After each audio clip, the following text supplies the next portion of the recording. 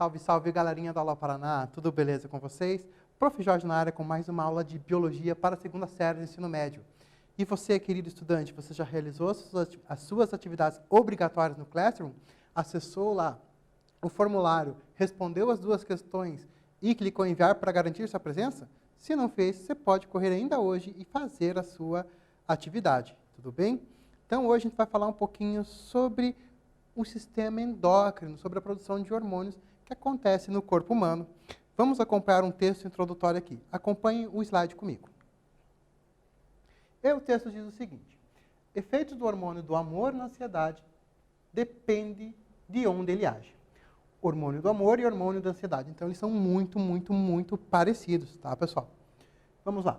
Por décadas, os cientistas defenderam que a ocitocina, um hormônio que também pode atuar como neurotransmissor, regula o comportamento pró-social, como empatia, confiança e vínculo, o que levou à sua popular classificação de hormônio do amor. No entanto, conforme as pesquisas avançaram, ficou claro que a ocitocina também desempenha um papel nos comportamentos e emoções antissociais, incluindo menor cooperação, inveja e ansiedade. Como a ocitocina poderia exercer papéis opostos, tem sido alvo de grande debate, mas Natalia Wilkins, da Universidade da Califórnia em Davis, acaba de lançar uma luz sobre como isso pode funcionar. Trabalhando com camundongos, os pesquisadores mostraram que a ocitocina pode ter efeitos sociais ou antissociais, dependendo de onde ela é produzida. Tá? Então, pessoal, quando a gente está falando do hormônio aqui, da ocitocina, dependendo do local onde ela é produzida, pode ter efeito ou antissocial ou um efeito mais sociável, que relaciona, na verdade, esse hormônio com o amor. E quais são os nossos objetivos da aula de hoje? Acompanhem lá comigo. Tá? Nós vamos compreender a importância do nosso sistema endócrino e do sistema endócrino no ser humano. Tá? Vamos acompanhar lá? Então, para a gente poder entender o sistema endócrino, nós vamos ter que entender o que são hormônios. Então, são substâncias químicas que são produzidas pelas glândulas, tá? Que a gente já vai falar um pouquinho sobre elas, que são responsáveis por estimular ou inibir algumas reações metabólicas ali. Tá? Por exemplo, a ocitocina, ela estimula uma série de reações ali no corpo que são ou de sociabilidade, como nós mencionamos agora, ou são reações de antissociais, no caso aí do estresse. Tudo bem?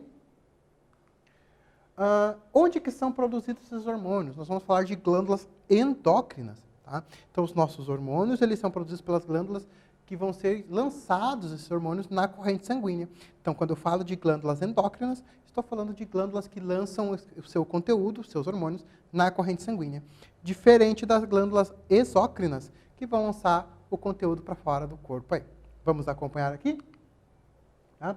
As glândulas endócrinas, que eu trouxe aqui para vocês, a gente pode observar nesse slide aqui, nós temos a hipófise, a tireoide e as paratireoides, que ficam atrás da tireoide, nós vamos falar sobre elas também. Tá? O pâncreas, as suprarrenais, ó, o nome já diz supra, parte de cima, renais, rim, tá? As gônadas femininas e as gônadas masculinas. As gônadas a gente vai falar bastante quando a gente for abordar o sistema reprodutor, que a gente vai fixar mais sobre elas nas aulas posteriores aí. Tudo bem? Então aqui, glândulas. Quais são os tipos de glândulas? Então eu trouxe aqui uma glândula exócrina, tá? Olha, a saída dessa glândula está para fora aqui do tecido epitelial, tá? Então a glândula é uma adaptação do tecido epitelial e a glândula endócrina, ela vai lançar o seu conteúdo nos capilares sanguíneos que a gente consegue observar aqui na imagem. Vamos ao nosso primeiro quiz aqui. Acompanhem com a gente. O sistema endócrino é responsável pela produção de hormônios que atuam na inibição ou no estímulo de órgãos. As glândulas estão associadas à produção desse hormônio e são do tipo alternativa A, alócrinas, alternativa B, mesócrinas, alternativa C, exócrinas ou alternativa D, endócrinas. Qual é o tipo de glândula que é associada ao nosso sistema endócrino aí? Belezinha? Tempo para vocês.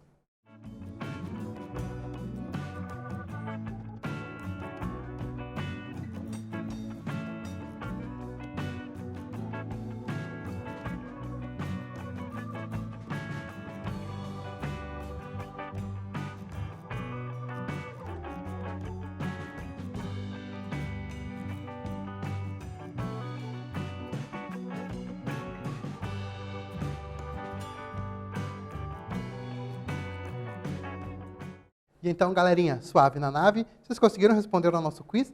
Quem assinalou aqui que os hormônios são produzidos por glândulas endócrinas, ó, acertou. O nome do sistema endócrino já nos afirma isso, tudo bem? Vamos prosseguir. Então agora vamos falar um pouquinho sobre cada uma dessas glândulas. A primeira que a gente vai estar abordando aqui, pessoal, é essa coisa linda aqui, que é a hipófise. Ela é dividida em duas partes, que a gente vai chamar de hipófise anterior, ou adenohipófise, e nós temos a hipófise posterior, ou neurohipófise. E o que essa hipófise, tanto a adeno quanto a neurohipófise, elas vão estar sendo associadas aí. Primeiro, a adenohipófise, que é a hipófise anterior, ela vai liberar alguns hormônios, que são prolactina, o hormônio gonadotrófico, tireotrófico, adrenocorticotrófico e o somatotrófico. Professor, quanto nome difícil.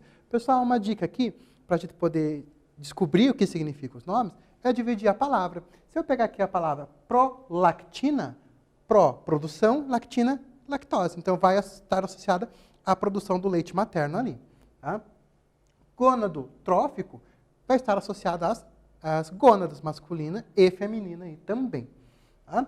Já eu pegar aqui a neurohipófise, que é o lobo posterior ou hipófise posterior, ela vai estar relacionada à ocitocina. Olha só que legal, pessoal. A ocitocina, ela está relacionada também ao cuidado parental. Tá? Então, aquela sensação que a mãe tem de amor pelo filho é devido à produção da ocitocina.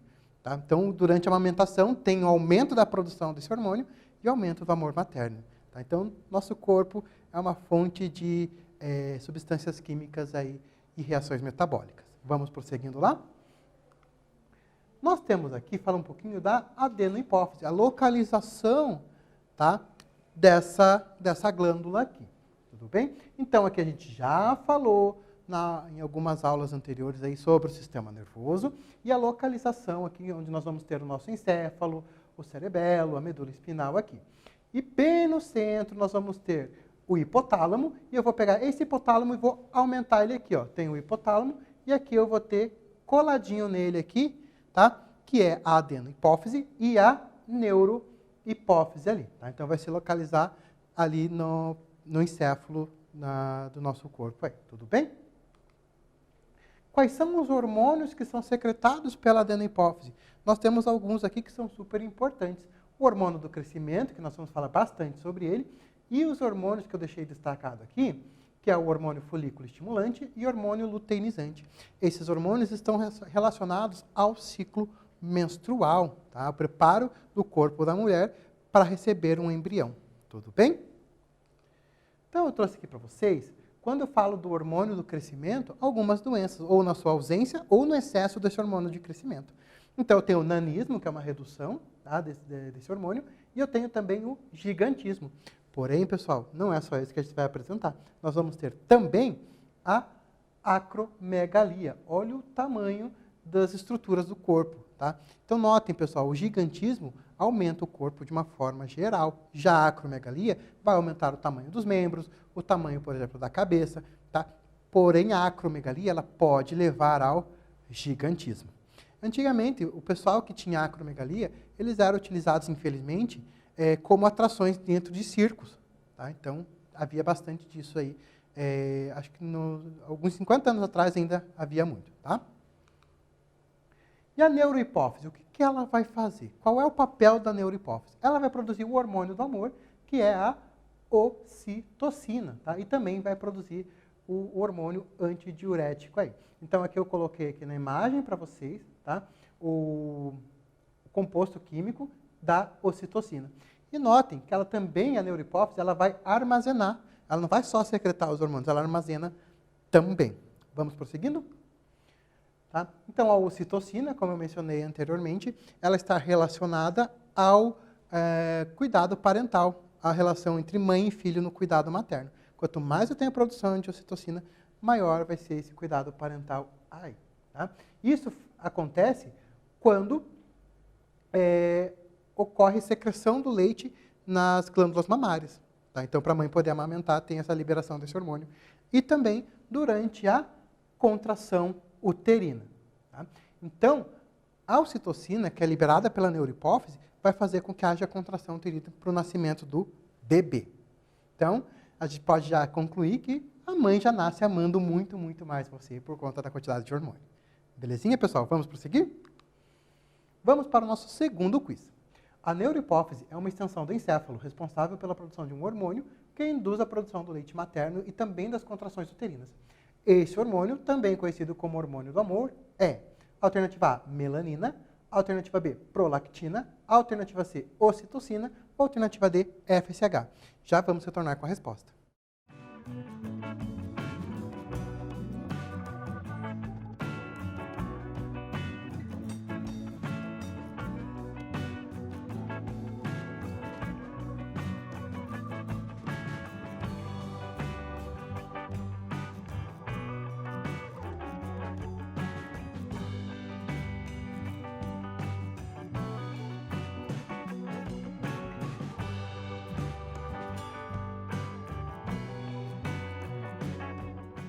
E então, galerinha, beleza com a Tereza? Suave na nave? Conseguiram responder o nosso exercício, o nosso quiz?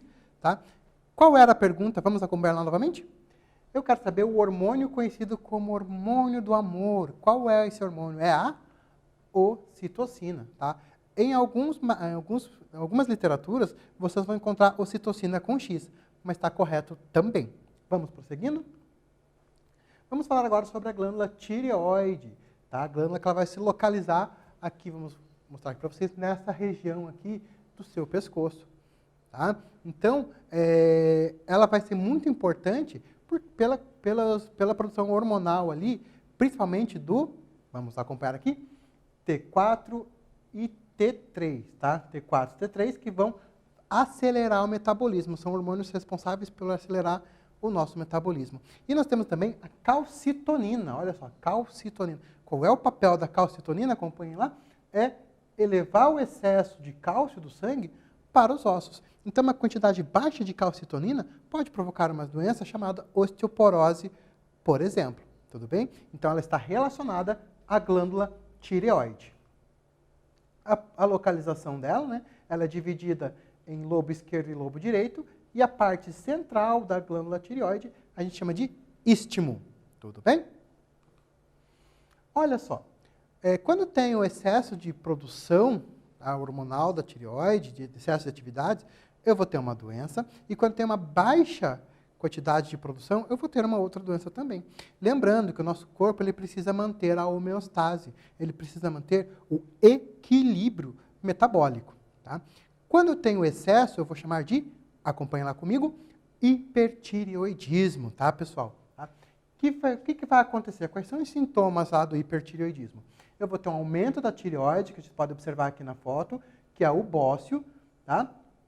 Taquicardia e aumento do apetite, mudanças repentinas de humor, suor excessivo, sensação de calor, cansaço. Notem que a maior parte desses sintomas está relacionada com a aceleração do metabolismo.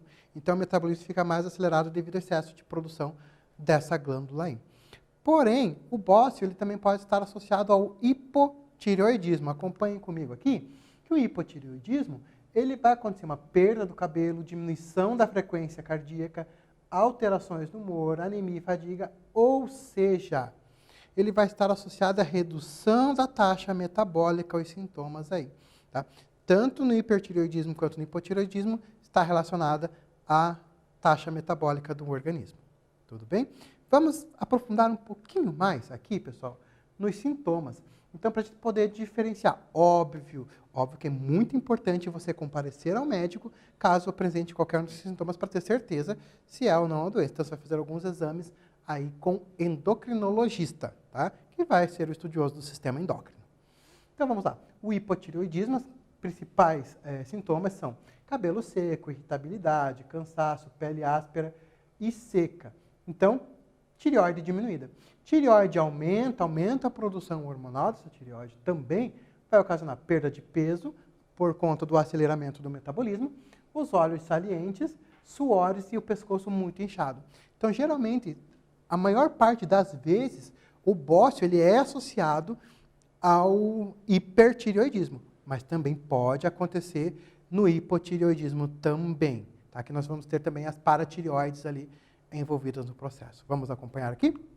As paratireoides, então são as glândulas que vão estar presentes na parte de trás da tireoide, tá?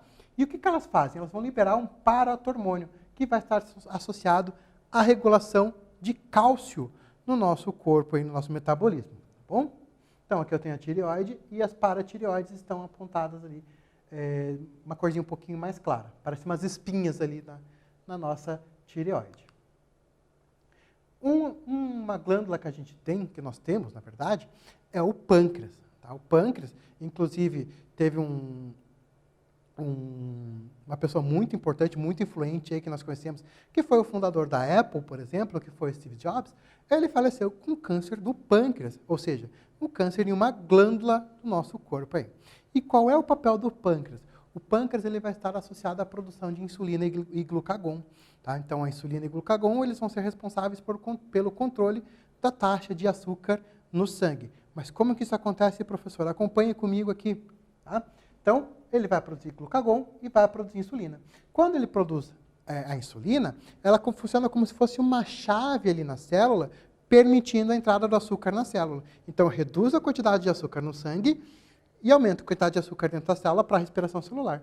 O glucagon faz o contrário. Ele faz com que o açúcar saia da célula e vá para a corrente sanguínea. Então, se eu tiver um desequilíbrio aqui na produção de glucagon e insulina, eu posso ter uma doença chamada diabetes mellitus. Tá? Então, está associada à produção pancreática aí. Então, como, pessoal, a insulina é responsável por transportar o açúcar para dentro da célula, pessoas que apresentam diabetes, elas vão tomar injeções de insulina. Antigamente retirava essa insulina de porcos, hoje em dia já é feito por um outro mecanismo, tá? Que é realizado produção por bactérias, através de um assunto bem legal, que é a biotecnologia, tá? Que é bem bacana. Então, eles vão produzir insulina a partir de ação bacteriana. Tá?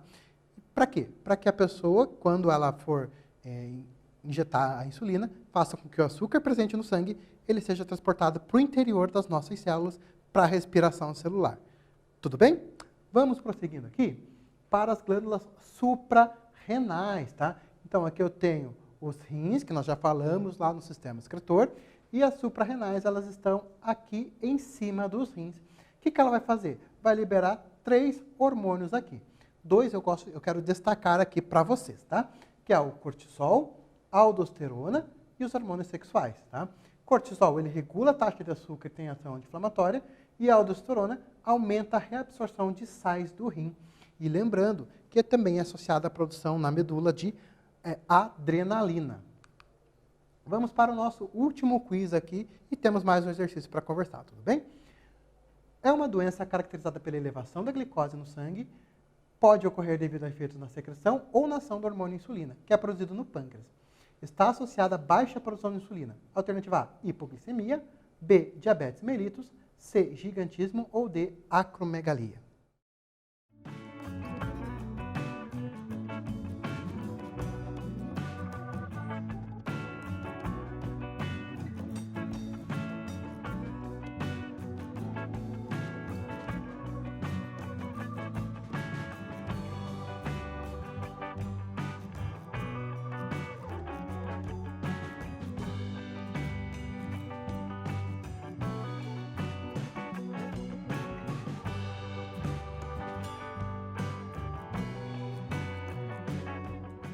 Então, pessoal, quem assinalou aqui no nosso quiz que a doença que acontece com a baixa produção de insulina é diabetes mellitus, acertou. E para a gente finalizar, pessoal, um exercício.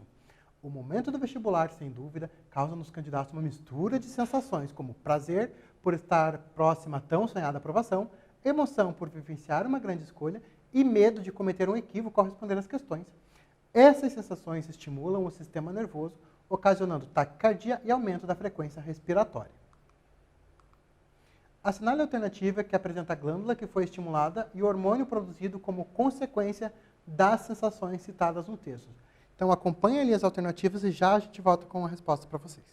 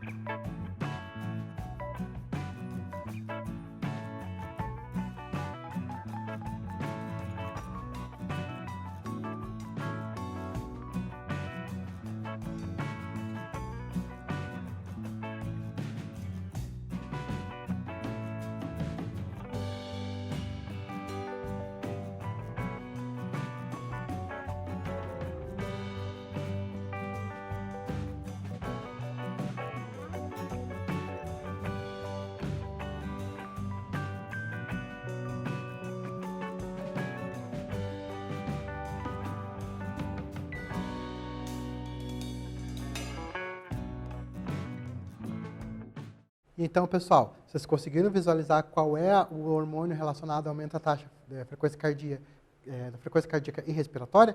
Quem assinalou aqui alternativa A, suprarrenal e adrenalina, acertou. E o que nós vimos, pessoal, na aula de hoje?